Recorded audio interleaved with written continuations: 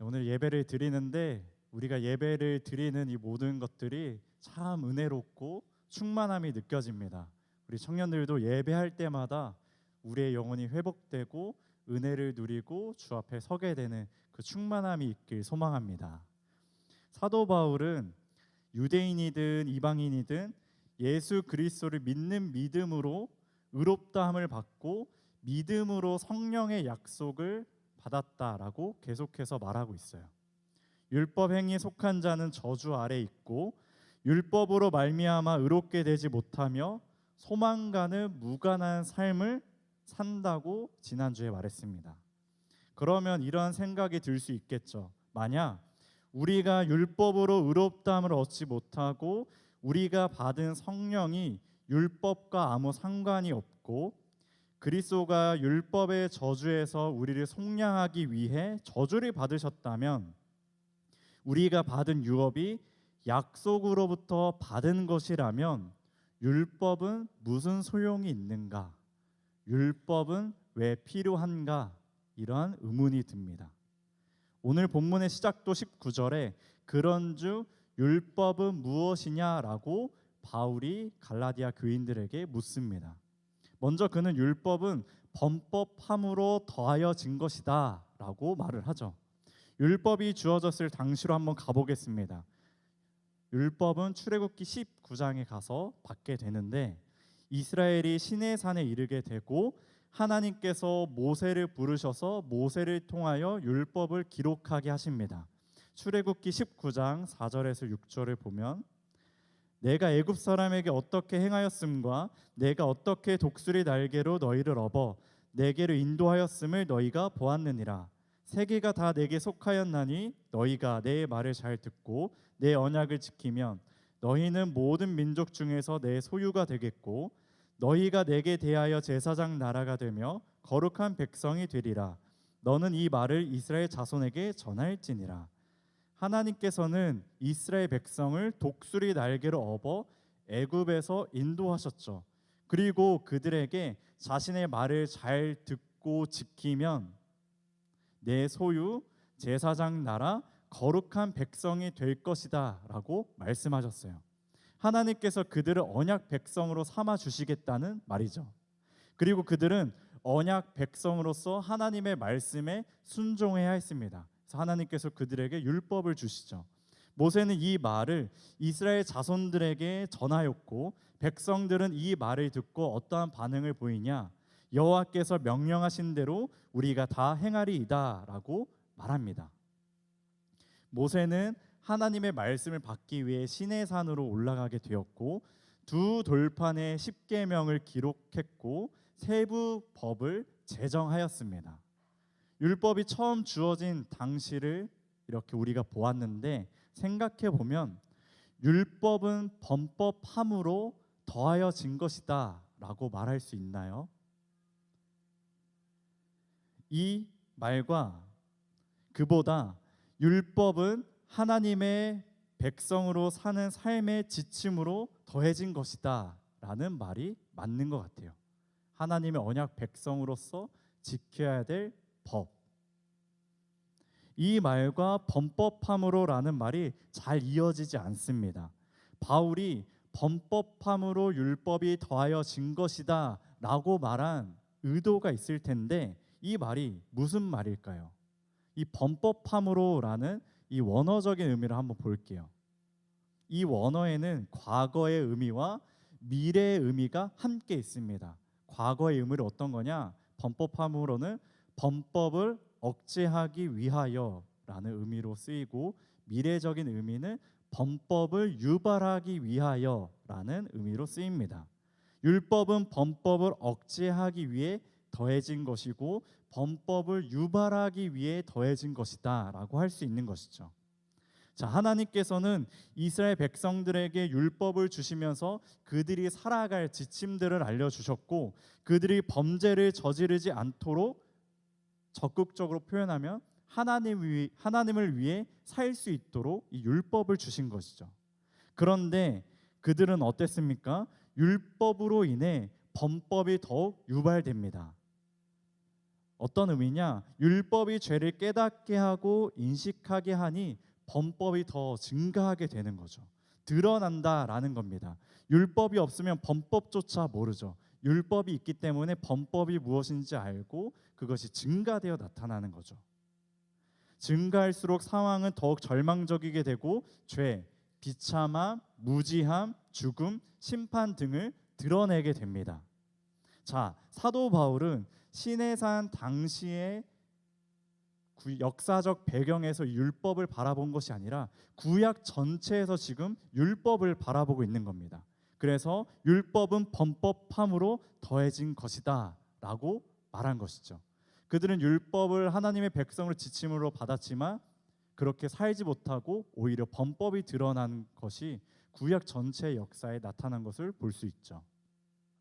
다음으로 바울은 19절 하반절에 율법은 천사들을 통하여 한 중보자의 손으로 베푸신 것이다 라고 말합니다.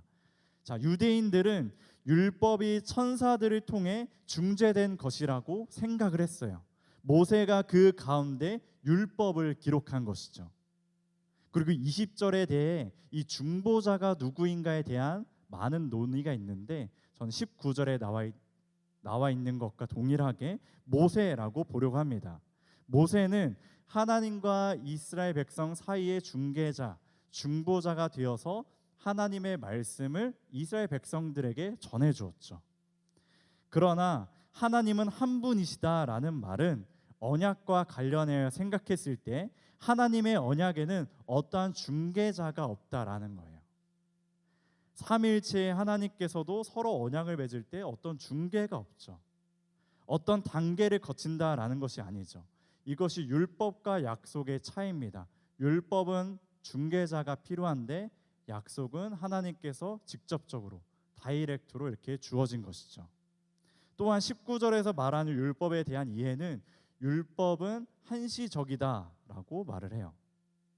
19절 하반절에 율법은 약속하신 자손이 오시기까지 있을 것이다 라고 말합니다.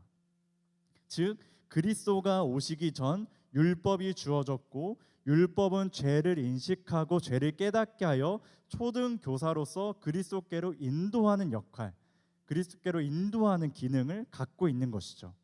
이는 그리스도가 오심으로 맞춰지게 됩니다.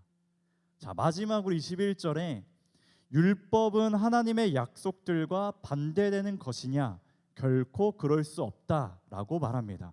반대되는 것이라는 표현보다 좀 더 원문의 의미를 살리면 맞설 수 있는 것이냐, 거스를 수 있는 것이냐라고 말해요.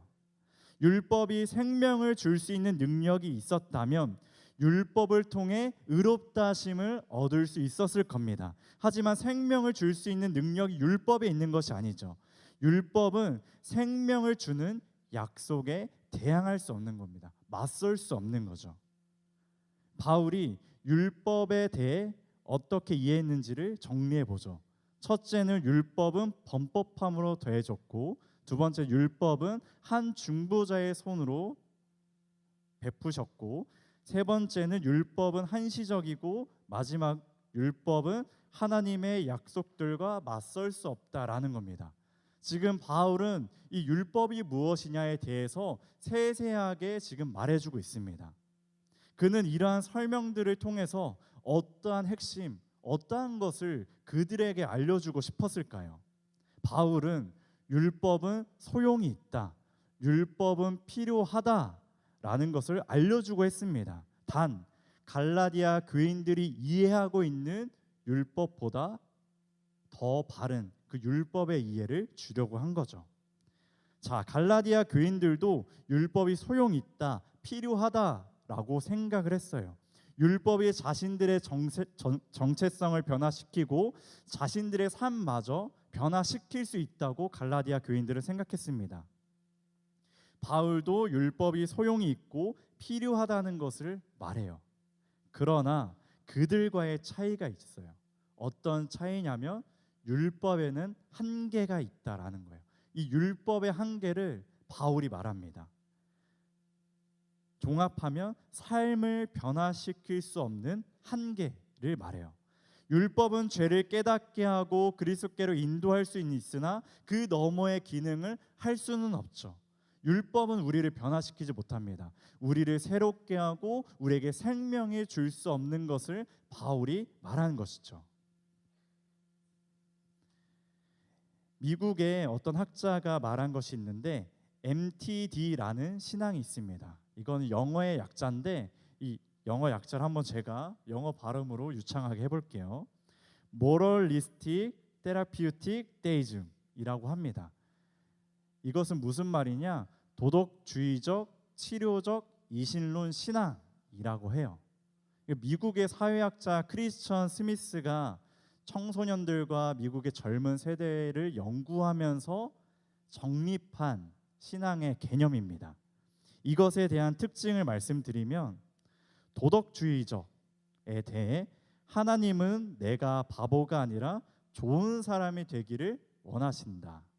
그리고 치료적 의미는 하나님 혹은 종교는 내가 좋은 기분을 갖도록 도와주어야 한다라는 의미고, 이신론은 신은 우리의 삶을 장식하는 개념이지만 실제로 무언가를 하는 자기는 아니다. 쉽게 다시 말하면 신은 아름답고 멋지게 존재하나 우리의 삶에 관여하거나 간섭하지 않는다라는 의미입니다. 우리 삶의 어떤 장식일 뿐 우리의 삶에 깊숙하게 들어와 관여하지 않는다. 이걸 MTD 신앙이라고 합니다. 이것은 오늘날 많은 그리스도인들이 추구하는 신앙의 모습이기도 합니다. MTD 신앙은 좋은 말을 듣고 착한 사람으로 살면 되고, 교회에 나와서 심리적 위안을 얻으면 되고, 하나님을 말하긴 하지만 내 삶에 간섭하지 않는 나 중심적인 신앙을 말합니다. 신앙은 변화보다 그저 착한 삶, 회개보다는 심리적 치유, 헌신보다는 자기 만족을 위한 수단이 되어 버리는 거죠. 새로움과 생명이 사라져 버린 겁니다. 그렇다면 여기서 우리 스스로에게 중요한 질문을 던져야 합니다. 우리는 과연 무엇으로 변화되려고 하고 있는가? 더 근원적인 질문을 던진다면 우리는 변화를 원하는가? 우리는 변화되려고 하는가? 율법이 우리를 변화시킬 수 없다는 것을 알면서도 그와 비슷한 도덕적이고 심리적 위로를 주는 형식들을 붙들며 변화되려고 하진 않습니까? 이 도덕적인 개선, 심리적 위안이 나를 변화시킬 것 같고 나를 착한 사람으로 만들 것 같고 나에게 생명을 주는 것으로 여기진 않습니까? 교회에 오면 좋은 말 해주니까, 좋은 삶이 무엇인지 알려주고 좋은 삶을 사는 법을 알려주니까, 심리적 위안과 위로를 받으니까 그것이 나를 변화시키는 것 같고 생명을 주는 것 같기 때문에 나오는 나의 모습을 보게 되죠. 물론 이러한 것들이 우리를 그리스도께로 인도할 수는 있습니다. 하지만 그 안에 하나님과의 긴밀한 인격적인 관계가 사라지고 내가 행복하고 내가 치유되고 내가 잘 되는 것이 신앙의 중심으로 자리 잡게 되는 것이죠. MTD 신앙은 우리를 진정으로 변화시키지 못합니다. 도덕적 개선은 거룩함이 아니고 심리적 위로는 생명을 줄 수 없습니다. 그렇다면 왜 이 정도의 수준으로 신앙생활 하고 있는지 나 스스로에게 물어보고 점검해 보아야 합니다. 이러한 신앙이 우리 안에 계속해서 나타나고 추구하다 보면 우리는 신앙의 본질을 잃어버린 채 껍데기만 남은 그런 모습으로 살아가게 되죠. 그러면서 우리는 어떤 사람이 되냐? almost Christian, 거의 그리스도인으로 살아갑니다. 이 말은 부정적인 뉘앙스를 갖고 있어요. 그리스도인인 것 같지만 그리스도인은 아닌 almost Christian, 거의 그리스도인으로 살아가는 것뿐이죠. 거의 그리스도인이기 때문에 종교적인 모습은 있어요. 매주일 교회에 나와서 예배 드리고 찬양하고 눈물 흘리고 기도하고 공동체 모임하고 착한 마음으로 봉사하고 사랑하려고 하는 모습이 있습니다. 없는 것이 아니에요.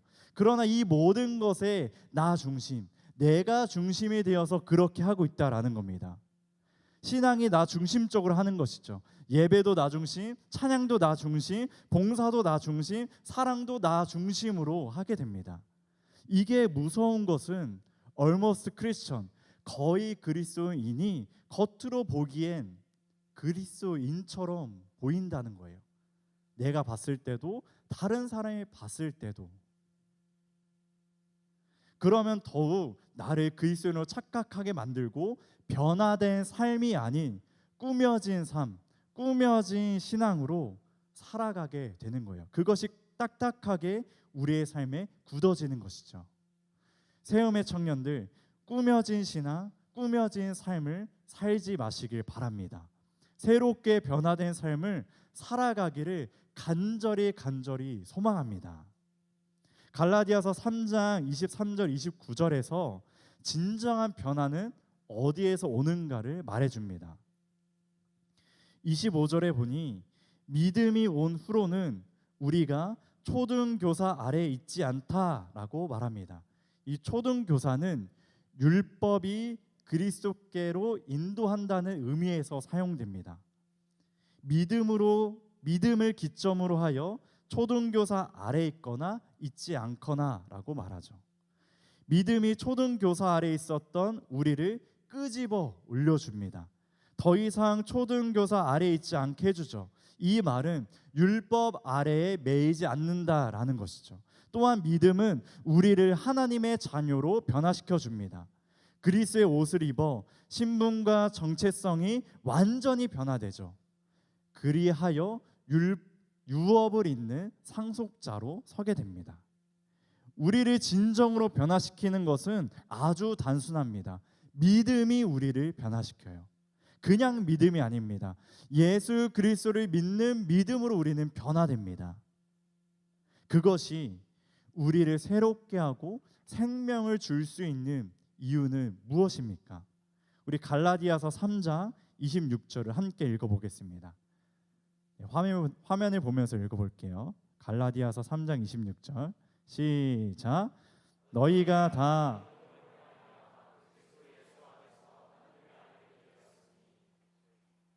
믿음은 예수님을 만나게 해요.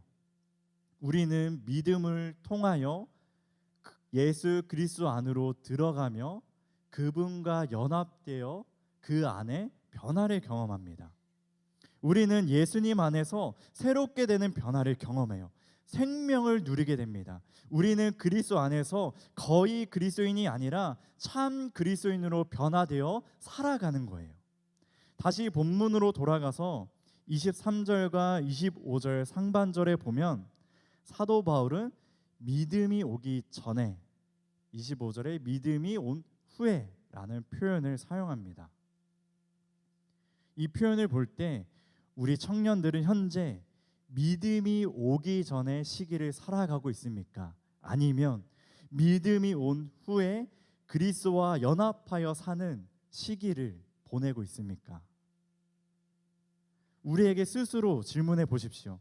내가 진정으로 그리스도를 만났는가? 믿음이 오기 전인가? 믿음이 온 후인가? 우리는 필사적으로 예수님을 만나기 위해 기도해야 합니다. 왜냐하면 그 만남에 변화가 있고 새롭게 됨이 있고 생명이 있고 영원한 소망이 있고 인생의 답이 있기 때문이죠. 그런데 우리를 돌아보면 우리는 예수님을 만나는 데에 간절하지 않습니다. 내 인생에 대한 갈망은 있지만 예수님을 향한 갈망은 희미해져 가는 것 같아요. 영원한 것에 대한 마음보다 영원하지 않은 것에 내 마음이 뺏겨 시선이 빼앗겨 예수님이 향한 갈망보다 내 삶을 향한 갈망이 우리 안에 가득 채워지게 되죠. 우리 갈라디아서 3장 29절도 한번 읽어봅시다. 화면을 보면서 우리 갈라디아서 3장 29절 읽겠습니다. 시작. 너희가 그리스도의 것이면, 이 말씀을 보면 그리스도를 만난 자는 하나님 나라의 유업을 얻게 된다라고 말씀하고 있습니다. 그 유업은 영원한 것, 살아있는 소망, 썩지도 않고 더럽혀지지도 않는 그 소망을 예수 그리스도를 만난 자에게 주어진다라는 거예요. 이것이 우리에게 보장되어 있습니다. 그럼에도 불구하고 우리는 영원하지 않은 것들에 더 신경을 쓸 때가 너무나 많아요. 그러하니 변화가 일어나지 않죠. 변화가 더디고 그냥 우리의 신앙이 도덕주의적 치료적 신앙에 머무르게 되는 겁니다. 그냥저냥 거의 그리스도인으로 살아가게 되는 것이죠. 우리 세움의 청년들은 이러한 삶을 계속해서 살아가고 싶은가요? 아니면 그리스도를 진정으로 만나 변화된 삶을 살아가고 싶은가요? 우리 모두 그리스도를 만나 변화되십시오. 우리에게 믿음이 오도록 간절히 기도하십시오. 믿음으로 말미암아 그리스도 안으로 들어가 주님과 연합하여 참된 변화, 새 생명을 경험하기를 원합니다. 갈라디아서 3장 26절과 29절을 다시 보면 우리가 변화되어 나타나는 모습들이 나오고 있어요. 26절에 하나님의 아들이 되었다. 27절에 그리스의 옷을 입었다. 28절에 하나가 되었다. 29절에 상속자가 되었다.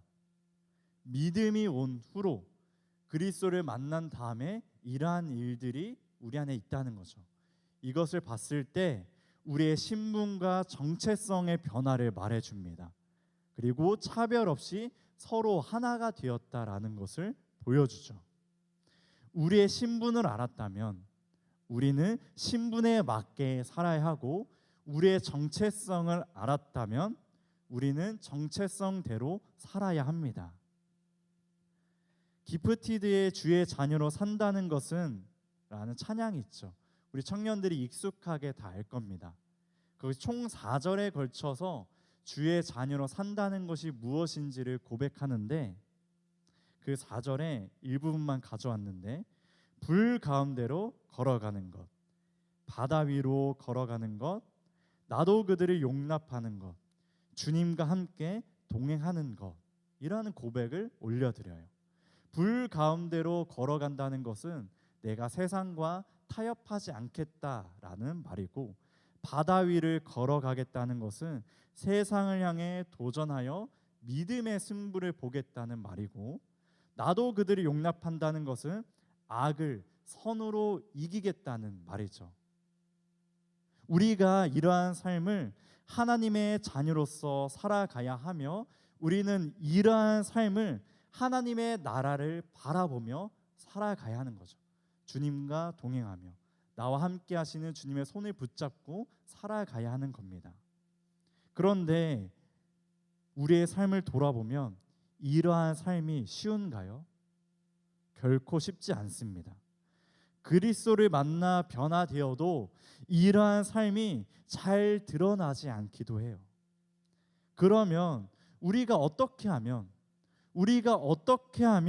조금 더 쉽게 변화된 삶을 지속하여 계속하여 살아갈 수 있을까요? 우리 갈라디아서 3장 28절을 함께 읽어봅시다. 갈라디아서 3장 28절입니다. 시작. 너희는 유대인이나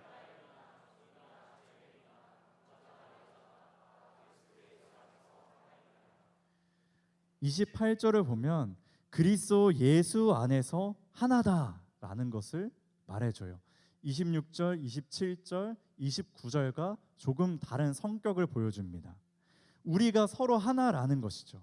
우리는 하나로서 서로 손을 붙잡아 주어야 합니다. 이것에는 차별이 없어야 하죠. 하나됨은 우리 모두가 이루어 가야 한다는 거예요. 나 홀로의 신앙은 어렵지만 함께하는 신앙은 쉽습니다.